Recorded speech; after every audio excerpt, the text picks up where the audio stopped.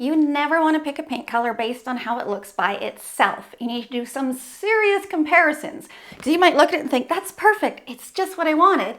Then you compare it to similar colors and you see different undertones, depths, temperatures.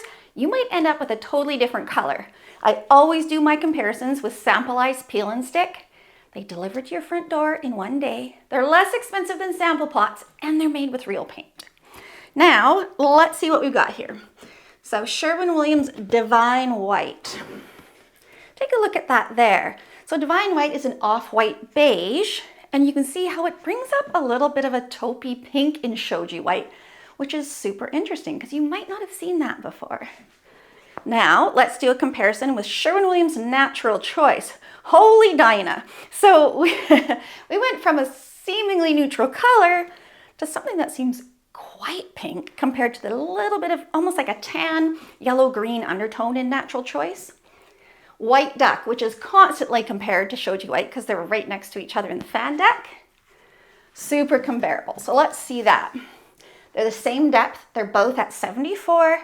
See how White Duck comes up almost just a little bit more creamy tan in comparison to the little bit more pink in Shoji White. That's a great comparison. So if you're choosing this color and you have a lot of warm tile, you want to be like, okay, does my tile cater to a little bit of yellow, a little bit of pink? You might be surprised to find more often than not that beige tiles cater to orange and pink over yellow. Fun fact. Okay, Sherwin Williams White Heron, a color I'm obsessed with. It's a great comparison. And again, you'll want to order these samples, compare them in your own home, see what they look like. A little bit more warmth here in Shoji White. Aesthetic White. I'm in love with Aesthetic White. It's a great off-white beige. So you can see here how if you look at Shoji White and think, you know, it's got a bit more color than I wanted. Aesthetic White is a little bit more grounded, a little bit grayer looking, more neutral looking. Gorgeous. And I have reviews for most of these on my blog or a YouTube video, so check them out if you're curious. Now with all this comparing, you might be like, oh boy, Shoji White is too pink for me. Hard no. But let's compare it to Sherwin Williams Incredible White, which has a pink violet undertone, and we might see the other side of it. There we go. That's what I really wanted to show you, is that sure, Shoji White can grab a very minor pink undertone, but in reality, it can settle as a gorgeous, subtle neutral, just like it is right here.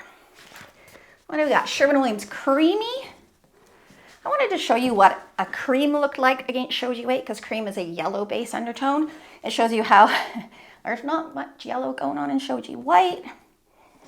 And lastly, what do we got? Origami White, another popular one. There we go. Again, Origami White has a little bit of violet in there, and it's really showing us that pretty gentle warmth in Shoji White, which is what makes it so friggin' popular. Now, we are going to finish up this video. I've got another one coming where we're going to look at the best color partners for Shoji White in terms of feature walls, adjoining rooms, all that fun stuff. So stay tuned.